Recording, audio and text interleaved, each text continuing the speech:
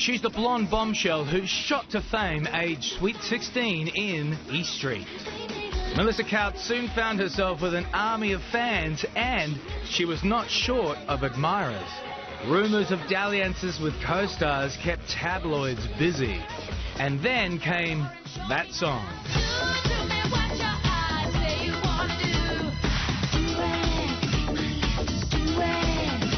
Read My Lips was a massive hit and likely to be on the set list when Melissa makes her return to music later this year. Welcome to the couch, Melissa Tkautz. We were just saying just then, that clip came up. Is Simon Baker, now Denny, now the Mentalist, one of your backing dancers? He wasn't a backing dancer, he was like the backing love interest. Yeah, you like that? How cool is that? Yes, yes. Wow. I mean, E Street was a huge show, really, wasn't it? I mean, yeah, it really was, actually. And the funny thing is, I was right into East Street before I even auditioned for it, because it had already been running for 2 years. So we used to watch it. I think it was Wednesday and Thursday nights. Every night, the whole family would sit down and watch it. And then all of a sudden, I was on it. It was just really crazy. Because we're kind of used to it now with, like, Chris Hemsworth and the big kids. They go over to Hollywood, they do the soap star things.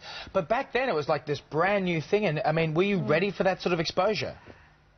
Absolutely not, no. I had done a few other things prior to that. I started off as a model and, you know, all the kiddie sort of magazines and things like that, doing lots of commercials. I first did Richmond Hill. Oh, yeah. Yes, and then I did East Street. So was I prepared for it? No, I don't think anything can really prepare you for it, especially when you go onto a show that's so huge like that. And back in those days, it wasn't about reality TV, it was about TV soaps. That's right. That's right. They were, exactly. Now, and the mags, of course, were full of stories linking you to various co-stars. What was fact and what was fiction, Melissa? Most of it was fiction, let me tell you, yes. So was it Marcus Graham, I think, was one of your co-stars? Yes. And there's a shot of Simon Baker, or there's Marcus. Yeah, Marcus. So you didn't ever go out with Marcus? Yes, I did. I went out with Marcus, and I went out with Simon. Oh, hold on, now we get to the tea. Hang on a second. Yes, and... Bruce Amazan? No? No. It was the hair, wasn't it? That was a fiction. No. No, dear old Bruce, we butt heads a bit, actually, back in those days. Really? But, yeah, no, all's good. He's a great guy. But then that song came out. I remember when that song hit.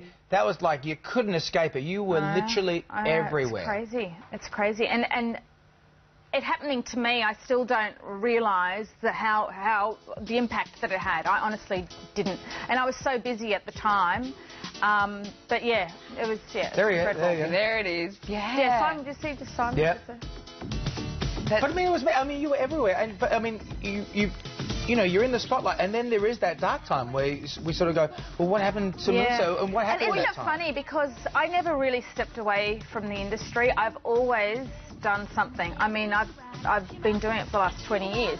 So it's really bizarre, because that was such a prime time show, and it was so huge.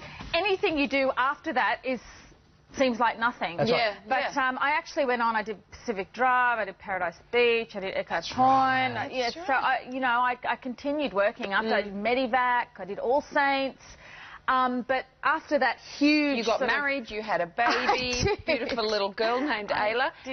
So I'm always in the recording studio, always recording a new dance track, and that's what I'm working on at the moment. Yeah, we need to let you get back up to the Gold Coast and finish that dance track. But thank you so much for coming in. It's great to see you. It was great to see you both. Great to see you.